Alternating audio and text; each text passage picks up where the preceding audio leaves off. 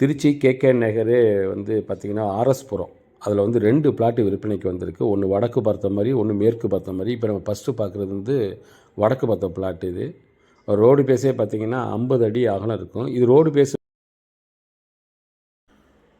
இந்த பிளாட்டுக்கு முன்னாடி இருக்கக்கூடிய ரோடு பார்த்திங்கன்னா 40 அடி ரோடு. இது ரோடு பேஸு பார்த்திங்கன்னா இது 40, நீளம் வந்து 75 அடி வரும். 3750 சதுர அடி இந்த இடம் இருக்குது, விற்பனைக்கு இருக்குது. வடக்கு பார்த்த பிளாட்டு இது.